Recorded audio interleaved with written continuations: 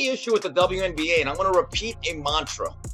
It is the most unlikable league and culture in all of sports by far. And I'm talking from the players to some of the ownership, to all the media members, to the podcasters, to those who defend it.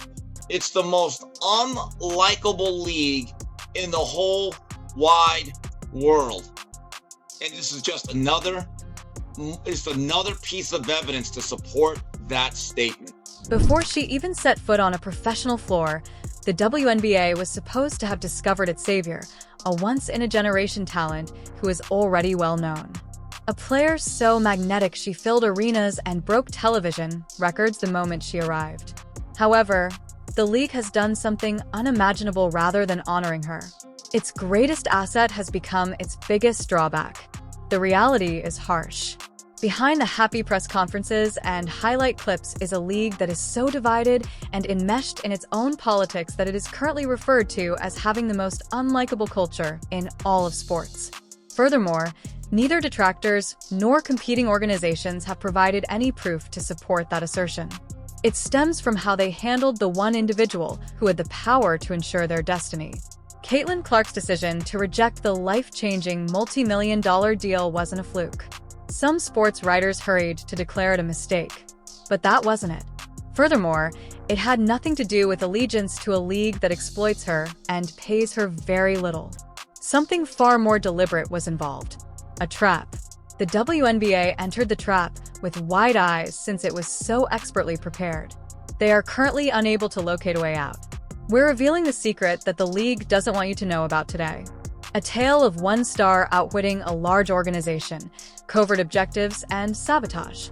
Because Caitlin Clark's actions have the potential to bring down the entire system in addition to making the WNBA answer for its wrongdoing. You must comprehend the bait before you can appreciate the genius of Caitlin Clark's approach. It was also perfect, unrivaled. A brand new league had appeared. WNBA players Breanna Stewart and Nfisa Keir co-founded it. Additionally, they didn't arrive at Clark's door empty-handed. They boldly presented what they referred to as a Lionel Messi-style proposition. An empire, not simply a contract. Just the figures were astounding. Over $1 million for only 8 or 10 weeks of hoops. That is more than 13 times Clark's ludicrous $76,535 official rookie salary in the WNBA. To put that into perspective, she brings in millions of dollars for the league in sponsorships, sellout audiences, and TV ratings that smash records. She earns less than a mid-level accountant, though. That is offensive in addition to being unfair. However, the offer went beyond just money. The pay was accompanied by something even more valuable: ownership, equity, and a portion of the league as a whole. Clark wasn't being considered a replacement player for the first time. The WNBA had never dared to offer her the keys to power, but now she was receiving them. One of the founders of Unrivaled acknowledged what everyone else was thinking. Caitlin Clark was being taken advantage of. For the sheer amount of money she's earning, they publicly stated that she ought to be among the highest-paid players in the world. There was no conjecture in that statement. It was an admission of guilt. Evidence that the WNBA refused to give Clark the compensation she was due and was more than eager to exploit her as a marketing tool. Therefore, the presumption was clear when this offer was presented. She would accept it. She would, of course. Why wouldn't she? More freedom, more respect, and more money. It was the best way to get out of a league that gave her change in her pocket and treated her like an ATM. Another reason why Caitlin Clark needs to flee the WNBA. It's a political organization. They're not serious about business. They don't care about traditional sports fans. It's a little cult that puts out little political statements and everybody wears vote t-shirts. They don't care about making money. They don't care really about building up this league and making it profitable. They're a charity. She needs to flee the WNBA and start her own league. However, the fact that she chose to walk away rather than take the bait is what made her subsequent move so heartbreaking. The sports world came to a standstill when Caitlin Clark declined the offer. Not only was this unexpected, but it was unimaginable. Who would turn down $1 million salary and a league-wide stake? who turns down ownership, financial independence, and the opportunity to leave a system that obviously dislikes them. The media rushed to provide an explanation. She wanted more sleep, according to some. She should concentrate on her freshman season, according to others. Some cited her endorsement deals as evidence that she didn't require the additional funds. However, none of those justifications got to the heart of the matter. It was not exhaustion that caused Clark to be rejected. It had nothing to do with endorsements or WNBA allegiance. It had to do with communicating. Clark demonstrated that she wasn't for money by turning down what appeared to be the ideal chance. Power was what she was after. Convenience was not the reason for this choice. It was a war declaration. Clark was engaged in a totally different activity than the WNBA, which was preoccupied with politics. One that was much more than basketball. She did more than simply turn down an rival's offer. She turned that rejection into an instrument. She declined millions to draw attention to something much more significant. She was imprisoned within a hostile, dysfunctional system. Her decision thus functioned as a signal flare since her story abruptly shifted from being solely about athletics. It has nothing to do with profits, losses, or even salaries. It concerned a topic that attracted interest from people outside of the basketball community. Something that could fundamentally upend the league as a whole. What signal was it? The federal government's intervention was audible. The subject abruptly shifted from the sports pages to the national limelight when Caitlin Clark turned down that offer, as it was no longer solely about a celebrity giving money. It concerned the mounting proof that she was being singled out, taken advantage of, and kept quiet by the league that relied on her. The federal government then became engaged. Sean Mullen, a former White House official, openly demanded a federal probe into the WNBA. He asserted that Clark was the victim of an extremely hostile workplace. The league tolerated, if not actively promoted, a systemic campaign of abuse that went beyond physical play and rookie hazing. The proof is incriminating. She has already received 6 egregious fouls in her first season, which is more than some veterans accumulate over the course of their careers. Deliberate body checks have taken her by surprise. Kennedy Carter has pushed her to the ground, and Marina Maberry has taken her down hard. 10 games were missing. 10 from injuries that, had the league truly protected its top player, would never have occurred. Her opponents are no longer able to dispute it. Sophie Cunningham, a guard for the Phoenix Mercury, stated it bluntly. There is no protection for the league's best player. Consider that.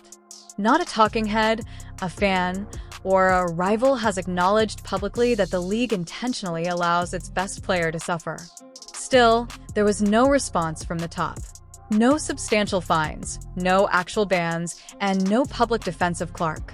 Every foul, every shove, and every injury have been handled by the WNBA as normal, but the athlete who is in charge of their record ratings is left to bear the brunt of the criticism. Because there is no longer any room for doubt, this is why the claims of a hostile workplace were so devastating. The bruising is genuine. The wounds are genuine. Furthermore, the league's inaction goes beyond simple ineptitude. It appears to be complicity. Even though the physical targeting was severe, there were other indications that something more serious was happening. They went all the way to the Olympic stage because the politics didn't end on the court. If the hits on the court raised eyebrows, the Olympic snub removed all doubt. Because performing wasn't the main focus of what transpired there. It had to do with politics. The truth was exposed by leaked information from renowned journalist Christine Brennan's next book. It was impossible for Caitlin Clark to qualify for the Olympics. Not because she lacked sufficient talent. Because the choice had been skewed from the beginning. Her influence and statistics shouted louder than anything else. As a farewell gift to Diana Taurasi, a game icon who was playing well past her prime, her roster slot was given up. Putting together the greatest team to represent the United States was not the goal.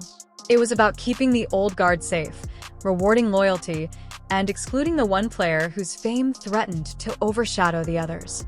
Furthermore, the rationale was worse than the result. Officials reportedly didn't get enough playing time because they were afraid of the reaction if Clark was added. Consider that. They decided to keep her off the team completely rather than run the danger of her fame overshadowing veterans. She wasn't rejected because she wasn't worthy.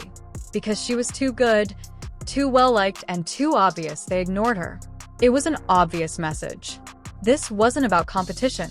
It has to do with control.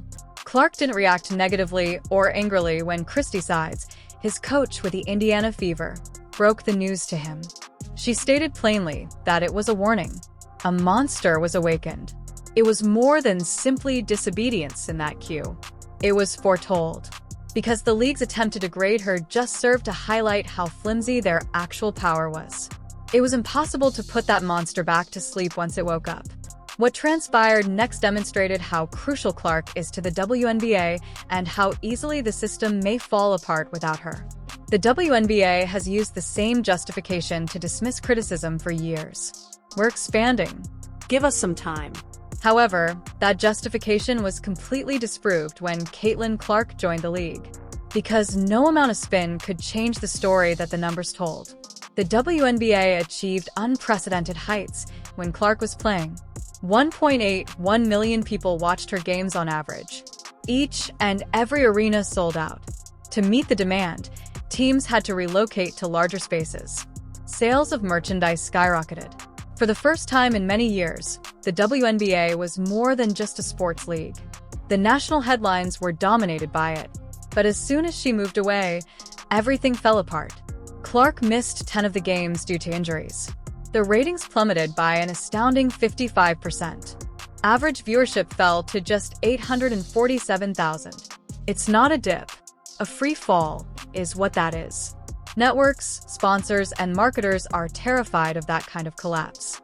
The harsh reality is as follows. The WNBA as a whole is the reason this league isn't surviving. Caitlin Clark is the reason it is still around. An entire organization being supported by a single player. The WNBA is aware of it. The networks are aware of it. Her adversaries are aware of it, too.